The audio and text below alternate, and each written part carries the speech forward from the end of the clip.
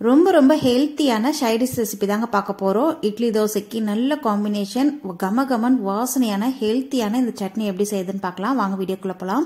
முதல் stove on பண்ணிட்டு கடாய் வச்சிருக்கேங்க. இதுல ஒரு 2-3 டேபிள் ஸ்பூன் அளவுக்கு குக்கிங் ஆயில் சேர்த்திருக்கேன்.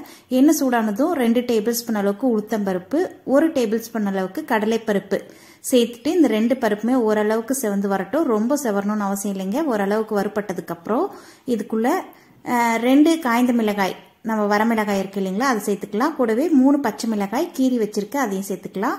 நீங்க எவ்வளவு சட்னி செய்றீங்களோ அதுக்கு தகுந்த அளவுக்கு பச்சை மிளகாயும் காய்ந்த மிளகாயும் பிரிச்சு எடுத்துக்கோங்க. கூடவே ஒரு 1/4 இன்ச் அளவுக்கு இஞ்சி பொடி பொடியா கட் பண்ணதை சேர்த்துட்டு வறுத்துக்கலாங்க. இந்த பருப்போடே சேர்ந்து இந்த பச்சை மிளகாய், வரமிளகாய், இஞ்சி எல்லாம் வறுப்பட்டு வந்துடும். பாருங்க, பாதி அளவுக்கு வறுப்பட்டதுக்கு அப்புறம், பருப்பெல்லாம் பாதி அளவுக்கு வறுப்பட்டதுக்கு அப்புறம் கூடவே 3 பெரிய வெங்காயம் நீல வாக்கில் கட் பண்ணது சேர்த்துட்டு கூடவே தேவையான அளவுக்கு உப்பு சேர்த்து வதக்கிக்கலாங்க. வெங்காயம் சீக்கிரம் வதங்கி வந்துடும். இந்த பருப்போட சேர்ந்து பாருங்க, இந்த அளவுக்கு வெங்காயம் வதங்கினா போதும்.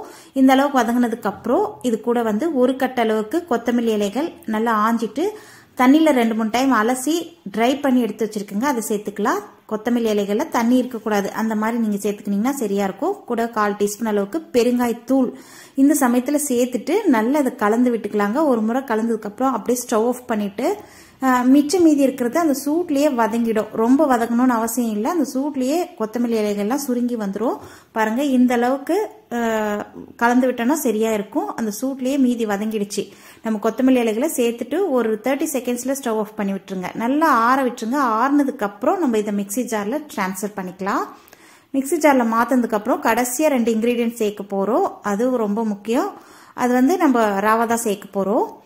தேங்காய் அருவாமனையில திருவிட்டு ஒரு 3 டேபிள் ஸ்பூன் ஆகிற மாதிரி எடுத்து வச்சிருக்கேங்க, அதையும் சேர்த்துட்டு கூடவே சின்ன நெல்லிக்காய் சைஸ் அளவுக்கு புளி தண்ணியில நல்லா ஊற வச்சு வச்சிருந்தாங்க, அதையும் சேர்த்துட்டு தேவையான அளவுக்கு தண்ணி சேர்த்துட்டு சட்னி நல்லா நைஸா அரைச்சி எடுத்துட்டு வந்துடலாம். ரொம்ப ரொம்ப சுவையா இருக்குங்க. நாக்கிலே நிற்கும் இந்த சுவை.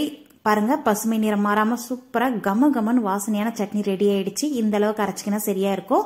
சட்னியை ஒரு சர்விங் பவுல்ல மாத்திக்கலாங்க. இதுக்கு தாளிப்பு கொடுக்கணும் இல்லைங்களா, அதுக்காக பக்கத்துல சின்ன கடாயில ஒரு 2 டேபிள் ஸ்பூன் அளவுக்கு ஆயில் சேர்த்துட்டு கூடவே கொஞ்சமா கடுகு, கருவேப்பிலை சேர்த்து வதக்கி வச்சிருக்கேங்க, தாளிச்சு வச்சிருக்கேன், அதையும் சேர்த்துட்டு கலந்து விட்டுக்கலாம். அவ்வளவுதாங்க, அருமையான கமகமன்னு வீடே மணக்கிற கொத்தமல்லி சட்னி ரெடி ஆயிடுச்சுங்க. இந்த சுவை நாக்கிலே நிற்கும். கண்டிப்பா மறக்கவே மாட்டீங்க, அந்த அளவுக்கு சுவையா இருக்கும். நீங்களும் ட்ரை பண்ணி பாருங்க. வீடியோ பிடிச்சிருந்தா லைக் பண்ணுங்க, நம்ம சேனலை சப்ஸ்கிரைப் பண்ணி வச்சுக்கோங்க. நன்றி, வணக்கம்.